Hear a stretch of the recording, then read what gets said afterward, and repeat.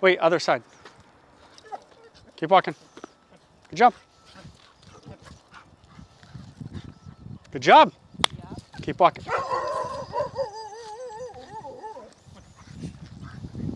Watch out.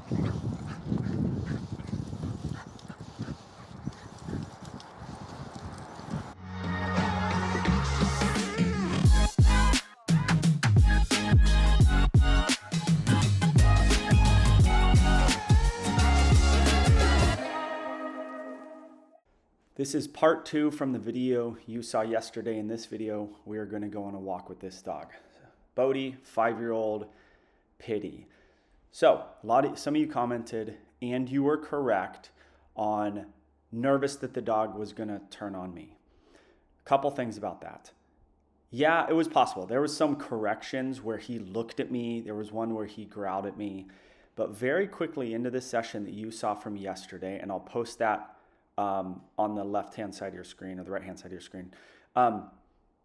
It would have been my fault if that dog turned on me. It would have been completely my fault. He was trying to hold himself back. When he'd get those corrections, his body would get so worked up that his whole body would change, and he'd look at me for a split second, and then you could tell he'd go like, okay, no, that's a person. But then it would happen again.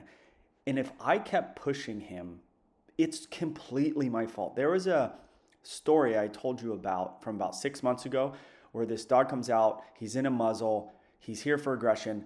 I'm walking up to the owner. The owner goes to give me a leash. The dog lunges at me, not in a to bite me sort of way, but I simply didn't stop. I just didn't stop. I'm walking. He lunges at me. I just keep walking. I walk into him. He comes down. He looks at me and he attacks me. That is not my fault. I'm just walking there, and the dog said, don't ever keep walking when I try to jump on you, human. But this dog, he gave me all I hate these corrections, and they work me up. So if I would have kept pushing him, that would have been my fault completely. Okay, and this is the rest of the video. He doesn't want to bite anybody, and it's my fault for pushing him if that happened, and that would have been really bad. But I found that line, right? I kind of knew the line. And in the video you're going to see today, we're going to go on a real walk. And this guy, I think his name's Wyatt, he's going to go on the walk because the options are him, Bodie in a muzzle while I walk him out on the street because of I'm not sure if 100% sure he's not going to bite me if he gets too worked up. But we'd rather him not be in a muzzle. So I looked at Wyatt. Wyatt's a big, strong guy, and actually I kind of assessed his skills on this. The other owner, this lady right here, is also very good. Wyatt's just really big and really strong, and that does tend to help. So you're going to see him on a walk. What I want you to get from this walk is not how to fix your reactive dog, because we are not going to fix this reactive dog on this walk. You're going to see a dog go nuts. But this guy, I don't know where he got the skills, whether it's watching my videos or what. He does like the kind of get through it method perfectly. And I want you guys to learn from this. Get through it. Your dog's freaking out. You've already lost.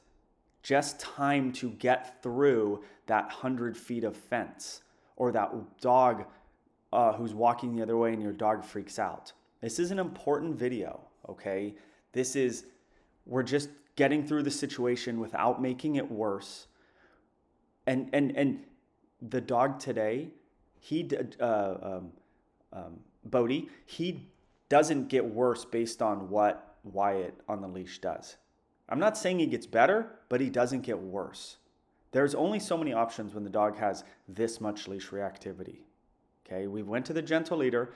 That does help for control, but there's only so many options. All right, so we're going to go to that video right now.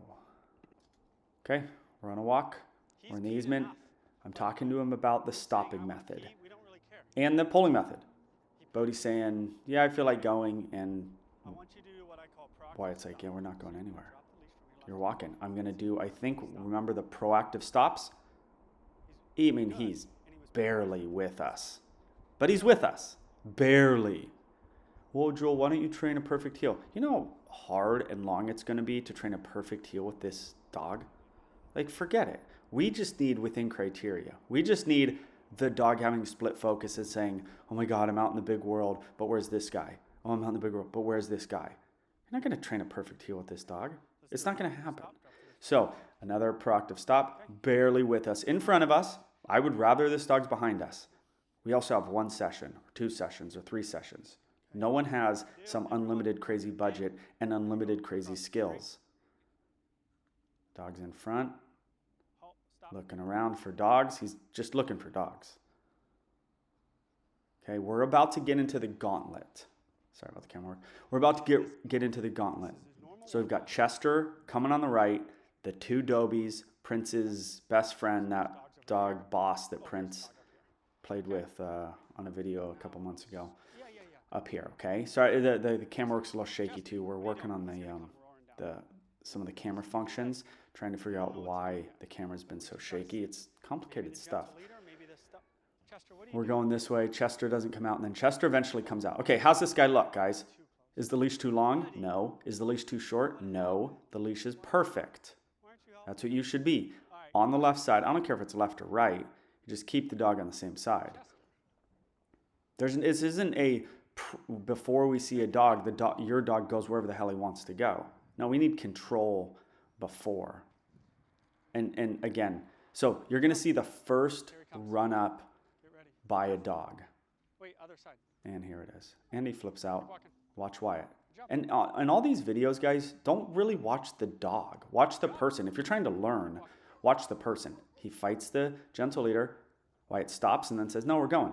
Little corrections, little corrections, little corrections, little corrections. It's not a consistent pull away. It's little corrections, which is perfect. You want that leash tight for like 100th of a second. That's it. And then loosen it up. And then if the dog starts to come with you, then you can give him a good boy or just watch out. Not. But loose leash. Oh, sorry, guys, the camera. I do apologize. We're working on it, okay? I promise you, we're working on it. You want to try? Okay, now we're going to see 2 Dobies here. He sees them. Good. See the leash flip underneath? That's huge. Get that gentle leader on your side. Now the gentle leader. Okay, there. Flips it again. Huge. And freak out. He's freaking out. Little corrections. Keep walking. I'm telling Wyatt. Keep walking. We're just getting through this. And fights the gentle leader. Wyatt pulls him up perfectly. Pulls his arms down. Then relaxes. Dog relaxed. He relaxed. He's all worked up. Dog's all worked up. We're not going to get this dog calm in a session or multiple sessions. This dog has serious leash reactivity, like your guys' dogs. There's times when you just have to keep walking, do the right things, and get through it. Look at this. Fights a gentle leader. Wyatt's like, knock it off. Boop. And then he starts walking again. This guy's cool as a cucumber, too. Look. Oh, you want to lunge? You want to stop? You want to pull? You get correction. This is not a comfortable thing for this dog to freak out. Now, do I think it's terribly uncomfortable for him? No, unfortunately. His brain is getting so much stimulation that it's still fun for him. No matter how uncomfortable it looks, it's still fun because his brain is just freaking the hell out. And he's like, this is great. I love this. All right, so so got through it. This guy did as good as me, to be honest with you, on the get through stuff, just to not let the dog be on a tight leash stuff, just all that stuff. The gentle leader came off. So what are the options? Dog's not into treats during these times. Okay, well, what if you have to walk down that street? So he did a great job of getting through a very difficult situation without making the leash reactivity worse. He got through it in the most comfortable way for the dog and the most comfortable way for him, and where the behavior is not going to get worse. It's not going to get better with that method. That's the get through method. Okay, we have work to do to get this dog better, which is I tried to help them as much as I could in one session. It was a lot of just figuring out what's going on in this first session. Now we got to get into, we have to keep the dog away from dogs. We have to work the dog at threshold.